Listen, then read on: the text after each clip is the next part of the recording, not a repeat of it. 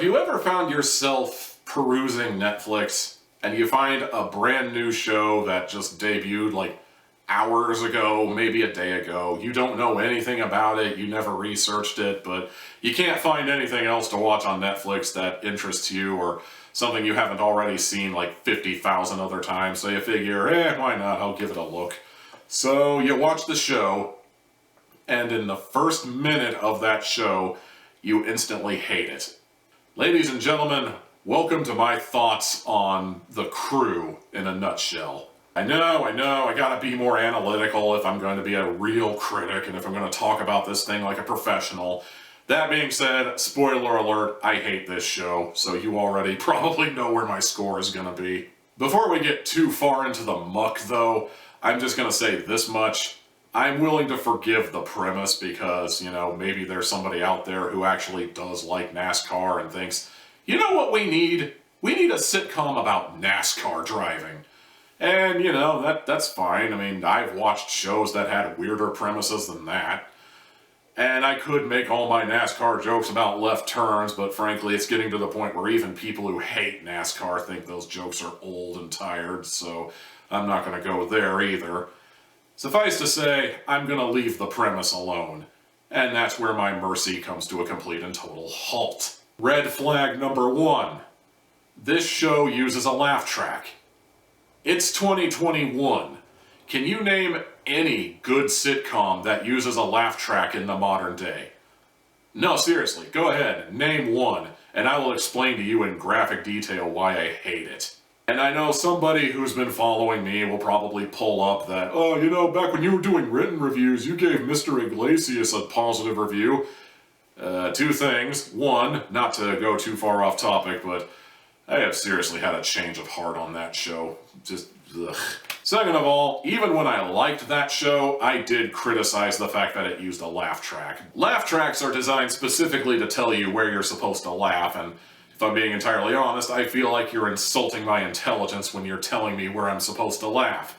I'll find the joke myself, and I will judge whether or not it's funny based on my own laughter, thank you very much. It's bad enough that the average sitcom jokes really aren't that funny, and I don't mean in terms of corny or offensive or anything like that. I mean just genuinely not funny. But it's made worse by the fact that the people who have the laugh button almost always feel compelled to hit the button every other line. Several times I was watching my 3-episode sample of this show and thinking, I'm pretty sure that wasn't even a joke. I think they were just talking. Red flag number 2, it stars Kevin James. I don't think I've liked anything Kevin James is in.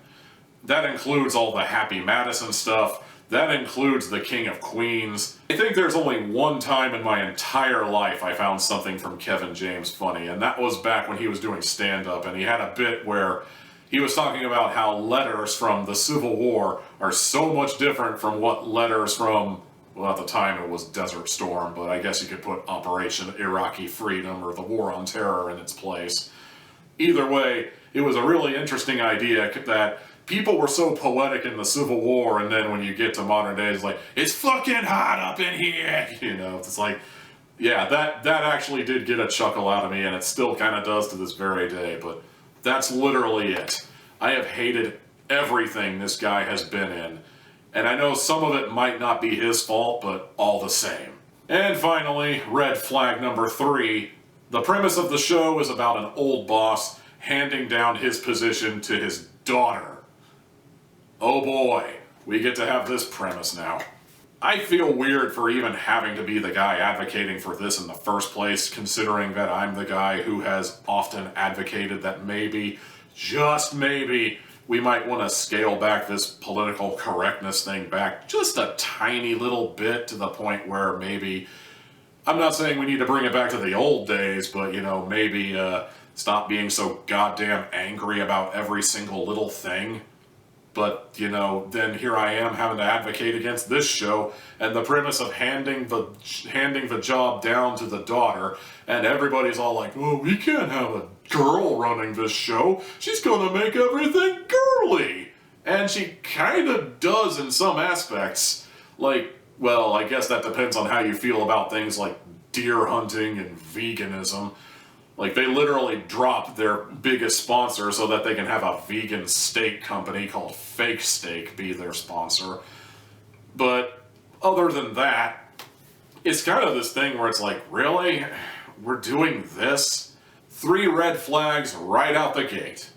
Well, technically the third one didn't come until a few minutes into the first episode, but all the same, 3 red flags. I am done with this show. I really tried to get through this show. I tried to get through my little 3-episode sample.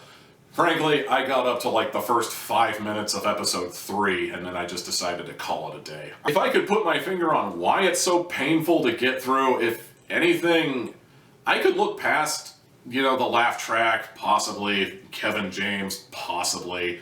This whole thing of, there's a girl taking over our shop? That's unorthodox. We can't do that. That whole premise. I could make people look past all of that if it wasn't for the fact that this show just feels so archaic. I mean, yeah, we do have the joke about, I'm young, I'm in my 20s. Oh, look at Kevin James struggling to figure out what a cell phone is. Okay, boomer. Yeah, honestly, I'm at a point where I feel sorry for the boomers. And I'm not even a boomer. I'm old millennial, I guess. This doesn't feel like a show that should be a Netflix original. Like, if it was a show they picked up from the 90s and then put on Netflix, I probably wouldn't even be bothering with this review, but this feels like a show that could have easily been on NBC or Fox or ABC or CBS or one of the other companies out there that still believes people watch television.